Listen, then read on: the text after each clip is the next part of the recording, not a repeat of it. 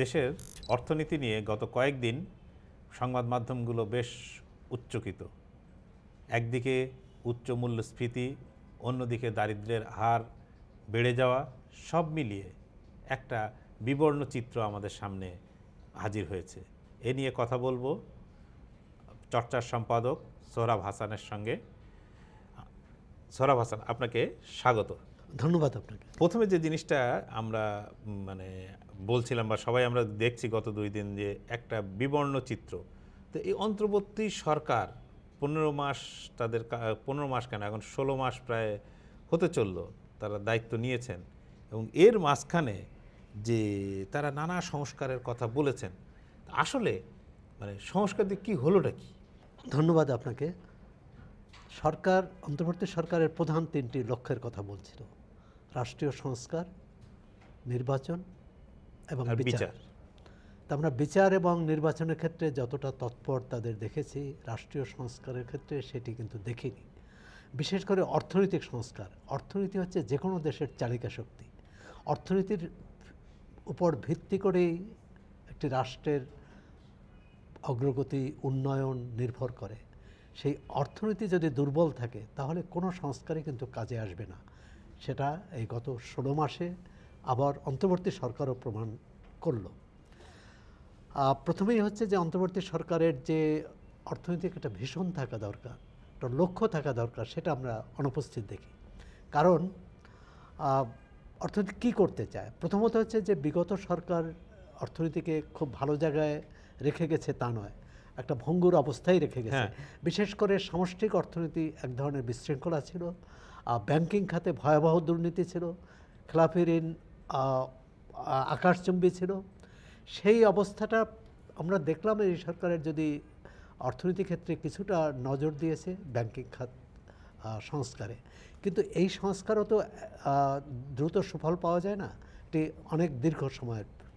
কিন্তু অন্য যেসব বিষয়ে তাদের নজর দেওয়ার কথা ছিল, সেটা হচ্ছে কর্মসংস্থান, বেকারত্ব কিভাবে কমানো যাবে সেটি, দারিদ্র্যের হার বৃদ্ধির রোধ এবং দ্রব্যমূল্যের উচ্চ মূল্যস্ফীতি এটি থামানো। এতগুলো যে প্রাইমারি কাজ যেগুলো সাধারণ মানুষের জীবনকে এফেক্ট করে, সেইগুলোর বিষয়ে কোনো পদক্ষেপ হলো না। তার এর মধ্যেই কিন্তু আমরা স্বল্পোন্নত দেশের থেকে মধ্যম আয়ের দেশে উত্তরণের জন্য সিদ্ধান্ত নিয়েছে সরকার। তো এই যে যেখানে বলা হচ্ছে যে প্রায় দেশে 3,70,00,000 মতো লোক দারিদ্র্য সীমার নিচে, এবং প্রায় সমপরিমাণ লোক ভবিষ্যতে দারিদ্র্য সীমার মধ্যে চলে যাওয়ার ঝুঁকিতে আছে। এর মধ্যে এই ধরনের সিদ্ধান্ত নেওয়ার কি কোনো যৌক্তিকতা আছে? ধরুন, বাংলাদেশের জনসংখ্যা যদি 17 বা 18 কোটি হয়, 18 কোটির মধ্যে 3.5 কোটিরও বেশি মানুষ দারিদ্র্য সীমার নিচে। দারিদ্র্য সীমার নিচে মানে অর্থ হচ্ছে যে তাদের ন্যূনতম যে মৌলিক চাহিদা সেটা তারা পূরণ করতে পারছে না, মৌলিক অধিকার সেটা তাদের নিশ্চয়তা নেই, যেমন খাদ্য, বস্ত্র, শিক্ষা, স্বাস্থ্যসেবা ও বাসস্থান। তো এই মৌলিক চাহিদা যদি পূরণ না করতে পারে, তাহলে কিসের স্বাধীনতা, কিসের অধিকার, কিসের গণতন্ত্র? সব কিছুই নির্ভর করবে নাগরিকের মৌলিক অধিকারের উপর। বিগত সরকারের সময় রাজনৈতিক নিপীড়ন ছিল, বিরোধী দলের উপর তারা দমন পীড়ন চালিয়েছে, রাজনৈতিক অধিকার খর্ব করেছে। এখন অর্থনৈতিক যে অধিকার, এই সরকার এসে রাজনৈতিক অধিকার দেওয়ার ক্ষেত্রে অনেক আইন বাতিল করেছে, নতুন অনেক আইন যুক্ত করেছে, কিন্তু অর্থনীতির ক্ষেত্রে একটি বড় যে পদক্ষেপ নেওয়া দরকার ছিল, যে সাহসী পদক্ষেপ নেওয়া দরকার ছিল, সেটি একমাত্র ব্যাংকিং খাতে কিছুটা লক্ষ্য করছি, আর কিছুটা এনবিআরকে বিভক্ত করার ক্ষেত্রে। এর বাইরে কোনো পদক্ষেপ নেয়নি। বিশেষ করে শিল্পায়ন, বিশেষ করে কর্মসংস্থান বাড়ানো, রপ্তানিকে বহুমুখী করা। রপ্তানির প্রবৃদ্ধি যে বাড়ছিল সেটা কিন্তু আবার কমে যাচ্ছে। প্রবাসী আয় এবং শুধু তৈরি পোশাকের উপর কিন্তু কোনো দেশের অর্থনীতি টিকতে পারে না। হ্যাঁ, সেটা তো একদিকে অর্থনীতি টিকতে পারে না। আপনি যেটা বললেন যে ব্যাংকিং খাতের সংস্কার বা আপনার এনবিআরের এবং ব্যাংকিং খাতের সংস্কারে অনেকগুলো কিন্তু আইএমএফের চাপ বা আইএমএফের প্রস্তাবও ছিল, আইএমএফের ঋণের শর্ত হিসাবে এগুলো আসছিল, বিশেষত এনবিআরকে 2 ভাগ করার বিষয়টা। তো সেটাও যদি আমরা বাদ দিয়ে আপনি দেখেন যে গতকাল আমরা বণিক বার্তায় যদি একটা রিপোর্ট প্রকাশিত হয়েছে, এই প্রতিবেদনে বলা হচ্ছে যে সরকার কেনাকাটার ক্ষেত্রে তার সিঙ্গাপুর প্রীতিকে মানে অনেক বেশি প্রকাশ হয়ে পড়ছে। এবং সিঙ্গাপুর প্রীতি যেমন ভারত থেকে আপনার চাল কেনা হবে, সেটাও কেনা হচ্ছে যে সিঙ্গাপুরের মাধ্যমে। তো এই যে পরিস্থিতি, এই পরিস্থিতিকে সরকারি কেনাকাটায় যে জিনিসটা কিন্তু সব মানুষের আশা ছিল যে এই একটা সরকার হবে যার স্বচ্ছতা, জবাবদিহিতা, কোনো কিছু নিয়ে প্রশ্ন থাকবে না। আওয়ামী লীগ সরকারের বিরুদ্ধে বড় অভিযোগ ছিল, একটা ছিল দুর্নীতি, দ্বিতীয়ত হচ্ছে যে বৈষম্য তারা কমাতে পারেনি, তৃতীয় হচ্ছে যে তাদের কাজকর্মের স্বচ্ছতা ছিল না, জবাবদিহি ছিল না। এখন অন্তর্বর্তী সরকারের আমলে অর্থনৈতিক ক্ষেত্রে বিশেষ করে কেনাকাটায়, রপ্তানি, আমদানি সব ক্ষেত্রে এক ধরনের কিন্তু সেই পুরনো ধারাবাহিকতা দেখছি। নতুন যে তাদের স্বচ্ছতা, জবাবদিহি আমরা সেটা লক্ষ্য করছি না। কেনাকাটার কথা বললেন, যুক্তরাষ্ট্র যে যে বাণিজ্য শুল্ক আরোপ করেছিল সেটি কমানোর জন্য সরকার যে পদক্ষেপ নিয়েছে আমরা জানি না, একটা চুক্তি করেছে, চুক্তির বিস্তারিত জানি না, কিন্তু পরবর্তীকালে আমরা দেখলাম যে সেখান থেকে উচ্চ মূল্যে গম কেনা হলো, সেখান থেকে সয়াবিন কেনা হলো, এবং বিমান 25টা বোয়িং থেকে 25টা বোয়িং কেনা হবে। এই যে 25টা বোয়িং কেনা হবে, এটি প্রথমত হচ্ছে এটা অন্তর্বর্তী সরকারের এমন পদক্ষেপ নেওয়া উচিত ছিল, দীর্ঘমেয়াদী পদক্ষেপ না, দীর্ঘমেয়াদী কর্মসূচিকে এড়ানোর কথা ছিল। অর্থাৎ এর দায় কিন্তু পরবর্তী নির্বাচিত সরকারের উপর পড়বে। এখন কথা হচ্ছে যে হ্যাঁ, এখানে হিসেব করে দেখার যে আমরা বাণিজ্য শুল্ক কমানোয় কতটা লাভবান হচ্ছি, আর এই যে বাড়তি দামে এসব কেনা বা বোয়িংয়ের ক্ষেত্রে বিগত সরকারের বিরুদ্ধে অভিযোগ ছিল অনেক অপ্রয়োজনীয় কেনাকাটা করেছে। এই যে 20টি বোয়িং আমরা কিনবো, সেটা প্রয়োজন আছে কিনা, বা সেটা আমরা যুক্তরাষ্ট্র থেকে যে দামে কিনবো অন্য রাষ্ট্র থেকে তার চেয়ে কম দামে পেতাম কিনা। এবং যে কথাটি বললেন এবং বোর্ডিং বার্তায় যে খবরটি এসেছে, আমাদের একজন বিশেষ দূত বা বিশেষ সহকারী উপদেষ্টা পদমর্যাদায়, তিনি তার কর্ম সময়ের অধিকাংশ সময় সিঙ্গাপুরে কাটাচ্ছেন। বাংলাদেশ এমন কি হলো যে একজন বিশেষ দূতকে সেখানেই রাখতে হবে? সিঙ্গাপুর তো আমাদের কোনো কি বলে আমাদের রাষ্ট্রের কোনো অংশ নয়। ঢাকায় কেন সেই সিদ্ধান্তগুলো হতে পারবে না? পরবর্তী আরও যে খবর আছে যে আমরা গম কিনবো, ভারতীয় গম কিনবো, সেটা সিঙ্গাপুরের কোম্পানির মাধ্যমে দিয়ে হতে পারে। যে কোনো দেশের বাণিজ্য সংস্থা বা বাণিজ্য রপ্তানিকারক সেটি বিক্রি করতে তাদের কাছ থেকে আমরা নিতে পারি, কিন্তু সেখানে দাম কি আমরা কম দামে পাচ্ছি? সেখানে কতটা বেশি দাম দিতে হচ্ছে। এইখানে কিন্তু আরেকটি বিষয় আসছে যে আপনি ধরেন আমেরিকার চাপে পড়ে আমরা হয়তো তাদেরকে কিছু ছাড় দিলাম বা সেখানে দিতে হয়েছে, সেটা কিছুটা কিছু বাধ্যবাধকতা থাকেই। কিন্তু এখন আমরা দেখছি যে বাংলাদেশের কাছ থেকে একই ধরনের সুযোগ চাচ্ছে জাপান, ইউরোপীয় ইউনিয়ন সহ বিভিন্ন পক্ষ। না, চাইবে স্বাভাবিকভাবে, কারণ বিশ্ব যে ব্যবস্থা, সেখানেও তো কেউ কাউকে ছাড় দিতে চাইবে না, এবং সেখানে যে দেবে আর নেবে, মেলাবে মিলিবে, এই নীতিতেই কিন্তু বিশ্ব ব্যবস্থা চলছে। যুক্তরাষ্ট্রের যেমন তার ন্যায্য বাণিজ্যের ক্ষেত্রে তার ন্যায্য দাবির কথা বলবে, ইউরোপীয় ইউনিয়ন বলবে, জাপান বা অন্য রাষ্ট্র বলবে। আবার যুক্তরাষ্ট্রের সাথে যে চুক্তি হয়েছে, আমরা জানি না সেই চুক্তির ভিতরে কি আছে।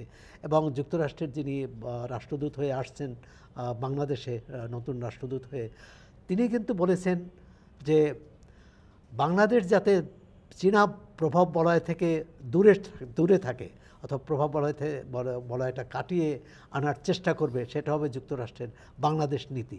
সেখানেও কিন্তু একটা সমস্যা, আমরা অনেক ক্ষেত্রে চীনের উপর নির্ভরশীল, বিশেষ করে উন্নয়ন প্রকল্প। এখানে যত চীনে বিনিয়োগ উন্নয়ন প্রকল্পে, সেটা কিন্তু অন্য কোনো দেশের নেই এই পরিমাণ। সেখানে এমনকি পোশাক রপ্তানির যে যত অ্যাক্সেসরিজ, এই যে আপনার এদের জামার বোতাম থেকে শুরু করে সব কিছু এমনকি কাপড় পর্যন্ত, এটাও তো চীন থেকেই আসে। তারপর চীন থেকে আসে, ভারত থেকে আসে, এবং সেখানে এটা দুই বৃহৎ প্রতিবেশীর সঙ্গে অর্থনৈতিক যে সম্পর্ক, শুধু আপনি চীনের কথা বললেন, ভারতের ক্ষেত্রেও কিন্তু একই কথা। আমরা যদি সিঙ্গাপুরের কোম্পানির কাছ থেকে চাল না কিনে আমরা যদি সরাসরি ভারতের কাছ থেকে চাল কিনতাম, তাহলে হয়তো এর চেয়ে কম দামে পেতাম। কিন্তু ভারতের সাথে নানা প্রশ্নেই একটা টানাপোড়েন আছে এই সরকারের। আমরা আশা করি যে নির্বাচিত সরকারের সময় সেটা থাকবে না, এবং স্বাভাবিক দ্বিপক্ষীয় সম্পর্কটা স্বাভাবিক হবে। এবং এক্ষেত্রে ভারতেরও কিন্তু দায় আছে। বাংলাদেশে যে একটা গণ অভ্যুত্থান হলো, গণ অভ্যুত্থানের পর সরকার পরিবর্তন হলো, ভারতের নীতি নির্ধারকদের ভাষাভঙ্গিতে মনে হচ্ছে যে তারা বিষয়টি মানতে পারেনি। বাংলাদেশের বাস্তবতা তাদের মেনে নিতে হবে। ভারতের যদি এরকম কোনো পরিবর্তন হয়, সেটাও যেমন বাংলাদেশকে মেনে নিতে হবে। কারণ একটি রাষ্ট্রের অভ্যন্তরীণ রাজনীতির উপর অন্য রাষ্ট্রের কিন্তু হস্তক্ষেপ থাকা উচিত না। তারা তাদের স্বার্থ, জাতীয় স্বার্থ যেমন দেখবে, আমরাও আমাদের জাতীয় স্বার্থ দেখব। কিন্তু কেনাকাটার ক্ষেত্রে আপনি ধরেন যে ভারতীয় চালই কিনছি, সে ভারতীয় চাল কিনছি, কিন্তু সিঙ্গাপুরের মাধ্যমে কেন? এটা ধরেন ভারত সরকারের এই নীতি নিয়ে কেউই তার সঙ্গে একমত পোষণ করবে না, কিন্তু জিনিসটা যখন আমি কিনছি সেই ভারত থেকেই, তখন আমি আরেক দেশ হয়ে কেন, কি দরকার? না, সেক্ষেত্রে বলা হয়েছে, ওই রিপোর্টেই দেখলাম আমাদের সরকারের কোনো দায়িত্বশীল কর্মকর্তা বলেছেন এটা উন্মুক্ত প্রতিযোগিতার মাধ্যমে, অর্থাৎ ওই দরপত্রের মাধ্যমে কেনা হয়েছে, সেটা তারা এই দামে পেয়েছে। কিন্তু আপনি যথার্থই বলেছেন যে আমরা সরাসরি যদি এই আলোচনাটা করতাম, হয়তো ভারত থেকে আরও কম দামে পেতাম। এখন এখানে ভারত সরাসরি বাংলাদেশে চাল বিক্রি করবে কিনা, এটাও প্রশ্ন আছে। আবার আমি একটু সামনে আমাদের ফিরে যাই বিষয়ে, যে দারিদ্র্য বিমোচন আমাদের বৃহৎ, আপনি যেটা বললেন 17 থেকে 18 কোটি মানুষ, এই 18 কোটি মানুষের একটা বিপুল সংখ্যক মানুষ দরিদ্র, এবং গ্রামে এমনকি শহরের মানুষও, এবং এই সংখ্যা হচ্ছে ক্রমবর্ধমান। তো এদের বিষয়ে এই সরকারের কাছে কিন্তু এই শ্রেণীর মানুষের একটা বড় প্রত্যাশা ছিল এই অন্তর্বর্তী সরকারের কাছে। সেই ক্ষেত্রে তারা কি তাদের মানে পূরণ করতে পেরেছে? তাদের যে না, পূরণ করতে পারবে কি? এই ধরনের এই যে গণমুখী, মানে জনকল্যাণমুখী যে কর্মসূচি, সেই কর্মসূচিগুলো আমরা দেখি যে অতীতের মতো এখনও তো সেটি জনগণ যারা ভুক্তভোগী, যাদের এটা পাওয়ার কথা, যেমন সামাজিক সুরক্ষা কর্মসূচি, এবং সামাজিক সুরক্ষা কর্মসূচির সুফলটা কারা পাচ্ছে? আমরা অনেক ক্ষেত্রেই দেখেছি যে এই সুফলটা দলীয় সরকারের সময়ে দলীয় নেতাকর্মী বা তাদের নেতাকর্মীদের যারা আস্থাভাজন তারা পেতেন। তারা ধনী হোক নির্ধন হোক, এরকম 1 কোটি পরিবার যে কার্ড দেওয়া হয়েছিল, সেটা নিয়ে অনিয়ম হয়েছে। কিন্তু এই সরকার এসে সেটার অনিয়মটা দূর করছে কোথায়? কিছু কার্ড বাতিল করে দিয়েছে, কিন্তু সেখানে নতুন কার্ডের অন্তর্ভুক্ত করা হয়েছে। আর এটি শুধু আমলাদের দিয়ে কিন্তু এটা সম্ভব নয়, কারণ তারা তো গ্রাম বা শহরে যেখানেও এই যে কার কি অর্থনৈতিক অবস্থা, সামাজিক অবস্থা, এটি তো জানার কথা না। সুতরাং এটি অন্ধের হাতি দর্শনের মতো যদি তারা এই কর্মসূচি বাস্তবায়ন করতে চায়, সেটা হবে না। আরেকটি হচ্ছে আমাদের সর্বক্ষেত্রেই দুর্নীতি। তা দুর্নীতি হচ্ছে একটি রাষ্ট্রের যে অর্থনৈতিক ভিত্তি, সেটাকে ক্ষয় করে। এই ক্ষয় থেকে আমরা রোধ করতে পারিনি। ব্যাংকিং খাতে কিছু কিছু পদক্ষেপ নেওয়া হয়েছে, কিন্তু অন্য ক্ষেত্রে তো আমরা দেখিনি। যেমন ধরেন সেবা খাতগুলোতে দুর্নীতি কমেছে। আগেও পাসপোর্ট, একজন সাধারণ মানুষের পাসপোর্ট আনতে গেলে তাকে বাড়তি পয়সা দিতে হতো, এখনও দিতে হচ্ছে। অন্য সেবা প্রতিষ্ঠানের ক্ষেত্রেও, এমনকি সিটি কর্পোরেশন হোক, ইউনিয়ন পরিষদ হোক, একটি সনদ আনতে গেলেও কিন্তু তাকে বাড়তি পয়সা গুনতে হচ্ছে। এই যে দুর্নীতির যে চক্র, এই চক্র থেকে বের হয়ে আসার যে সাহসী পদক্ষেপ নেওয়া দরকার, সেটি অন্তর্বর্তী সরকার নেয়নি। হতে পারে, কিন্তু তারা তো তাদের আর মাত্র 3 মাস সময় আছে। 3 মাসে নতুন কোনো কর্মসূচি নিতে পারবে বলেও মনে হয় না। কিন্তু এই যে গত 15 মাসে যে দরিদ্র মানুষের সংখ্যা বাড়লো, বেকারত্ব বাড়লো, এবং শিল্প কলকারখানা অর্থাৎ কর্মসংস্থান ঝুঁকিতে পড়লো, এর দায় কে নেবে? সরকারকে কিন্তু আমরা অতীত সরকারের যে অন্যায়, দুর্নীতি, লুটপাটের হিসাব চাই, জনগণ চায়। তা এই সরকার যে এটি করতে পারলো না, আমি মনে করি সরকারের ব্যাখ্যা কী? সরকারকে এটা বলতে হবে। সরকার শুধু আমরা বাংলাদেশের মতো উন্নয়নশীল দেশে একটা মানে একটা অভিন্ন বিষয় দেখি ক্ষমতাসীনদের, যে অতীত সরকারের নিন্দামন্দ করেই তারা একটা সময় পার করে। রাজনৈতিক সরকারগুলো তো করেই, অন্তর্বর্তী সরকারও কিন্তু সেরকম, যে সব কিছু ধ্বংস হয়ে গেছে বিগত সরকারে আমলে। কিন্তু বিশ্বব্যাংকের রিপোর্ট তো তা বলে না। বিশ্বব্যাংকের রিপোর্ট তো বলে 2022 সালে যে 2022 সাল পর্যন্ত যে অর্থনৈতিক অবস্থা ছিল তার থেকে আরও খারাপ হয়েছে। তো এই যে আরও খারাপ হওয়ার দায় কিন্তু তারা এড়াতে পারবে না। সর্বশেষ যদি আপনার কাছে জানতে চাই, যে আপনি এতক্ষণ যে আলোচনাটা করলেন, এই আলোচনায় আমরা দেখলাম যে দেশের অর্থনীতির একটা বিবর্ণ চিত্র, দেশে সরকারের কিছু সামান্য সাফল্য থাকলেও নানা জায়গায় তাদের কাজে কর্মে ঘাটতি ছিল। এই সমগ্র বিষয়টা আপনি এক কথায় যদি বলেন তাহলে কি বলবেন? অর্থনীতি ভালো অবস্থায় নেই, এটি বিশ্বব্যাংক বলুন, দেশীয় গবেষণা সংস্থা বলুন, এবং গণমাধ্যমের প্রতিদিনের খবর থেকেই কিন্তু আমরা এটি জানতে পারছি যে অর্থনীতি খুবই দুরবস্থায় আছে। বিশেষ করে নিম্ন আয়ের মানুষ, সাধারণ মানুষ, মধ্যবিত্ত, নিম্ন মধ্যবিত্ত এবং গরিব মানুষ, তাদের অবস্থা দিন দিন আরও নিম্নগামী। কারণ দ্রব্যমূল্য বেড়ে যাচ্ছে, কর্মসংস্থান নেই।